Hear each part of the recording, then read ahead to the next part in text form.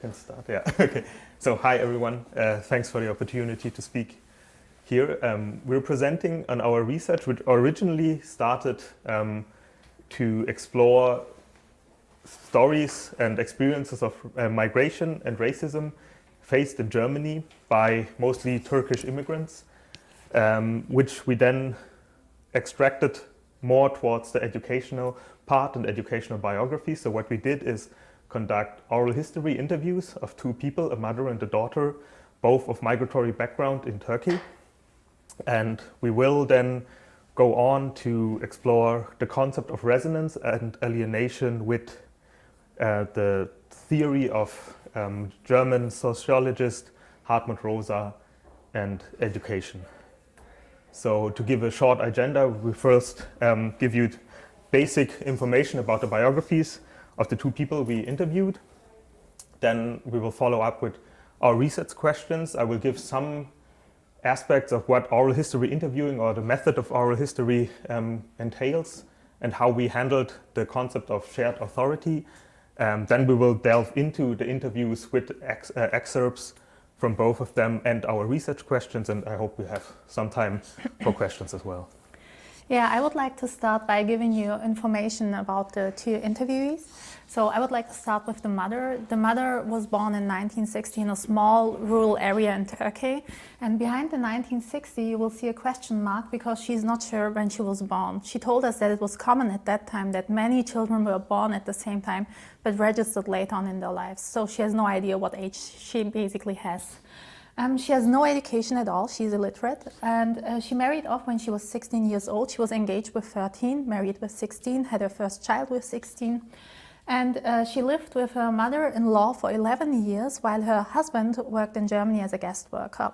And he just visited her during summer break. That's when she got pregnant. Then he would go back. And just in 1988, she migrated with him to Germany. That's when she already had 4 children. And she had 4 more children in Germany. So she has a total of 8 children. Then we come to the daughter interviewee. She was born in 1993 in Ludwigsburg, Germany, also in a small village. She has no children, and her educational path is very, very complex. So she went to primary school where she repeated the grades 1 and 3, so it was not very successful for her. Then she went to secondary school and visited every type of school that is available in Germany. She went from Hauptschule to Realschule to Gymnasium. With Hauptschule and Realschule, one has no access to university level in Germany.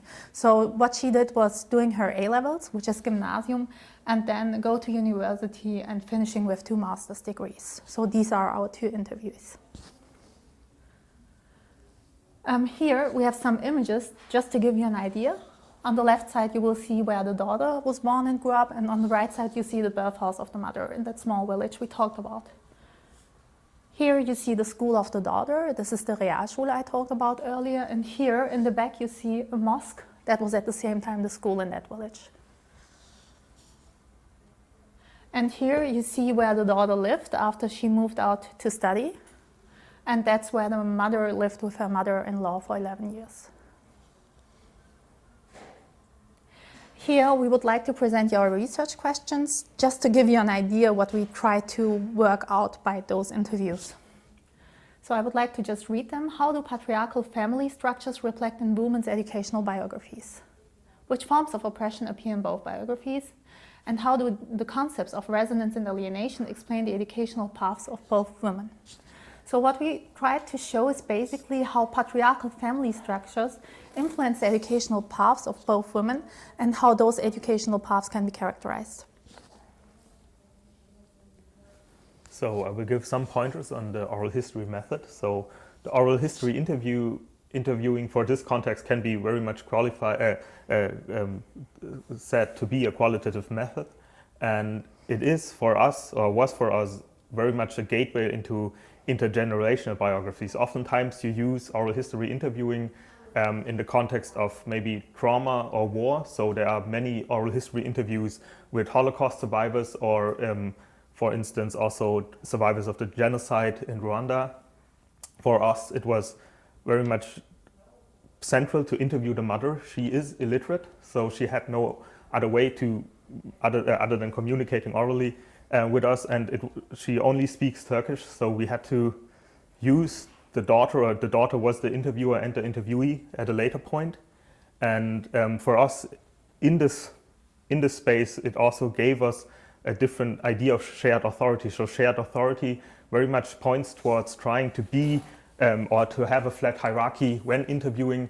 And we don't have questionnaires, we don't really have pre-made questions or anything in that regard. So there is a kind of narrative control to give space for the personal narrative and personal experience, and then also try to understand the structural through the individual and vis-a-vis the individual in the structural.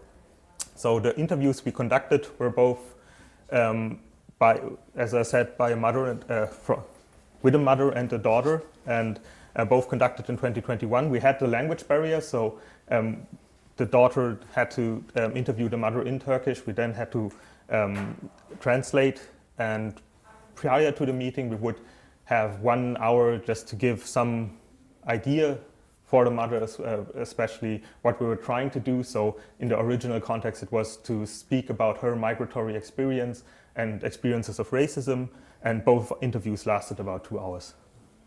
Okay, now we would like to read you out some excerpts of the interviews, and then we would like to link them to our research questions. So why don't you know about your birthday? I don't know. I didn't go to school. Our family, my father, the behavior of my mother was bad. By beating us, they got us from school. Girls don't study. Girls don't study. In Turkey, there's no studying girl. In the villages and such, it was forbidden. My father got us beating out of the school. We were very small. My father got us beating out of the school. He came with a switch. He got us from school. Beating, he brought us until we were home. Okay, so you don't read and write at all? I could never read, write. I did nothing except work, daughter. So in this example of the interview with the mother, we very much see and oftentimes heard how the patriarchal structures pretty much ended and decided her educational biography. So literally her father came and beat her out of school for her to work in the fields, and oftentimes the father and later the husbands become towering figures that decide the trajectory of life, and for the mother, but later, which we don't example here, for the daughter as well. And gender roles are always present with educational ability folding back into that. So women are meant to work the fields and later to become be married off first and then become caregivers to children. Here we have an excerpt of the mother-daughter interview as well. Shoes, for example. Well, my flat is full of shoes. When I was a girl, I was small, 2 sisters, my sister and I have another older sister. We wore 1 pair of shoes together. When she went out, she wore them. When I went outside, I wore them. Shameful to say it, there was a flowing river to which we went. We collected herbs outside. I let one of the shoes fall into the great river. It was gone. As I understand it, you shared the shoes? We shared as 1 pair. Look, this headscarf that we shared, there was nothing. When I lost it, I got a ton of strokes, dragging. By whom? By my older sister, dragging. She dragged me from street to street. She beat me because how could you lose it? Because it was poverty. To buy shoes and what was it anyways? Black rubber. Now these shoes don't exist as such. Turkey has changed a lot. The villages have changed a lot, daughter. People have changed a lot. And here we have an excerpt from the daughter interview that should mirror the experiences of the mother, basically. And I've always had problems with my hair. Either I want to have them really long for my parents to find that beautiful, or it is considered feminine and represents a certain idea of femininity, or really short or mid-length, and so on. And I know my mother had dyed my hair blonde, and it looked really awful because I have such a dark tone, have dark hair and dark eyebrows. It just didn't fit with me. And she put henna on my hair, and it had to settle for a day, and she tied a headscarf around me, and on that day we didn't have any bread at home. She said to me, could you go and buy some bread? And I did. Love to use my inline skates. I put on my inline skates. I must have looked really funny with the headscarf. How old were you? 8 years I must have been, with my inline skates and the headscarf, and I skated there. And behind me stood 2 German gentlemen. I can't make out how old they must have been, about 20 years. Back then they appeared to be super old. And they started holding their nose and say, man, that stinks, it stinks so bad. Girl, what have you on you? And really, even with their hand gestures, what have you on, what stinks like that? Then the body says, they all stink like that. Who knows what they are cooking? And I'm standing at the cashiers and I'm getting smaller and smaller because it was absolutely embarrassing. In this Edeka store, I went there every day pretty much, every time. I got some money in my hand, so the people knew me there. And it was absolutely embarrassing for me. And I grabbed my bread and skate off, and these guys leave the store and run after me. Scream, "Bo, smelly Turk, caraway Turk."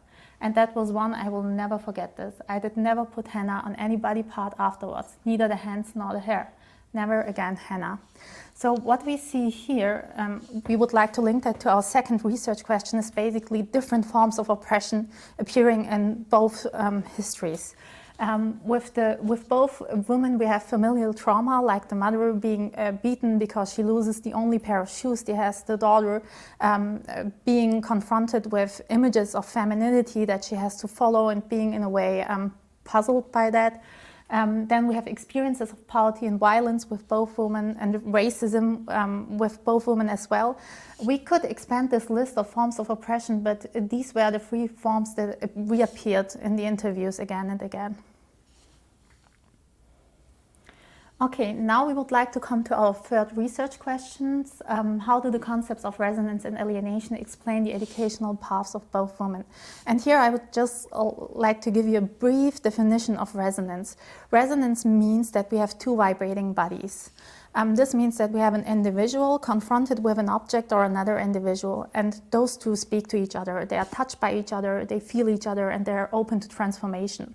If we apply this to education, and that's also what Hartmut Rosa does in his concept of resonance, then it means that we are facing education in a very positive way, experiencing it something that is able to transform us. And we have one experience that we would like to, not experience, one interview excerpt that we would like to share you that represents education as an experience of resonance for the daughter. So the daughter, 5th grade Hauptschule. I do so well. I go to Realschule and my first school day is one of the best days I had in my life. I take a seat in the front because nobody wanted to sit in the front of the classroom. Mr. Stengel approaches, my German teacher who taught me until grade 10, and he sits in front of me, so he grabs a chair in a quiet work session during class. He takes a seat and asks, "Who are you actually?" And this is the first time that somebody asked me who I am. The first time someone came in front of me and was actually interested and asked who I was. I didn't have a clue what to answer, and I just answered with my name. And he said, no, he didn't mean what my name was. I should explain who I am. And which grade was that? 6th grade, German, yes. And then he went on, "I know your name already. You are name. You live at address." So he knew. So he knows my data. And he said that he doesn't want to know about it. "I want to know from you who you are. I love this teacher very much. I loved him, and then I put even more work into school. This must have been the reason why I ended up studying German. This changed my perspective as a person. I wasn't surname. Nobody knew my siblings at this point. I was just name. I was me. I could form my own perspective for my own life. And for my parents, this was very hard. I was the first sister that went directly to a Realschule." So while we have here a positive experience in education through the teacher that approaches the student basically, we have also experiences of alienation, which does not mean that we have no relation at all to the person or object in front of us. It just means that we have a relation of relationlessness. This basically means, in reference to education, that our relation to education can be characterized as flat, mute, hollow, and it is no longer capable of affecting us. It's just a mode where we decide to learn nothing anymore because we feel alienated by education. And for this we have an excerpt from the mother interview. Okay, when you went to Germany, did you experience problems because of reading and writing? "I have experienced it. How could I have not experienced it? Look, that even now I can go to the doctors. Look what they say. And then I ask my children, what should I do? I take my medicine and such with me. They don't ask me anything. I get a prescription and come back." Okay, when you came here, Germany, did you ever want to learn reading and writing? How could I not? How could I not? I wanted to very much, but my children were small. 8 children. My husband's 9, I 10. How can you go and study with 10 family members? Cauldron over cauldron I cooked. There were no pre-made meals, yes. So with the experience of her father beating her out of school and then having herself children whom she has to provide for, it was impossible for that woman to just think of education. So because of that, we decided that she rather, and there are more interview excerpts where she's rather speaking of education as something that is not available for her, basically. So yeah, we're open for any questions. We could have mirrored almost everything the mother experiences with the daughter, even if the context is quite different. So we can elaborate on that further as well. And the project as such is ongoing, and we never started with the educational background, but it's always played a huge role. So thank you. Thanks.